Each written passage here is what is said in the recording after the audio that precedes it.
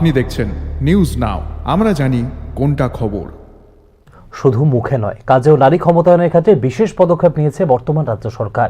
Class 9 থেকে 1.25 লক্ষ ছাত্রীকে দেওয়া হয়েছে বাইসাইকেল, স্কুটি দেওয়া হয়েছে 125 জন উচ্চ মাধ্যমিক পর্যায়ের ছাত্রীদের।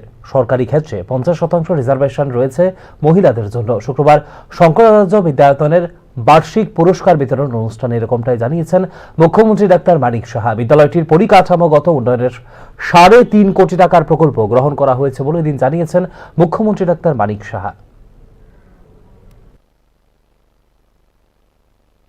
পপুলেশনের 50% মহিলারা।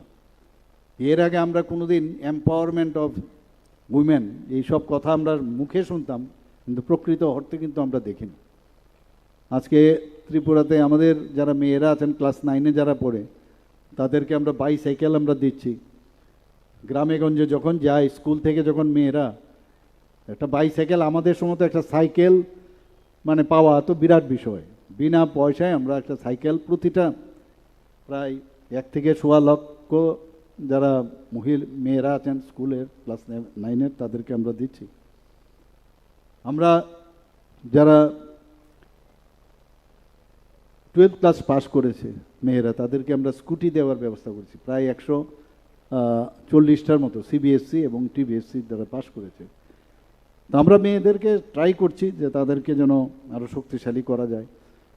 আমরা 50% গভর্নমেন্টের যে স্টল হয়, সেই স্টলের মধ্যে 50% মহিলাদের জন্য সংরক্ষিত করেছি। 33% রিজার্ভেশন মহিলাদের জন্য চাকরির ক্ষেত্রে আমরা করেছি। মাননীয় প্রধানমন্ত্রীজি আজকে পার্লামেন্টে পাশ করিয়েছে 33%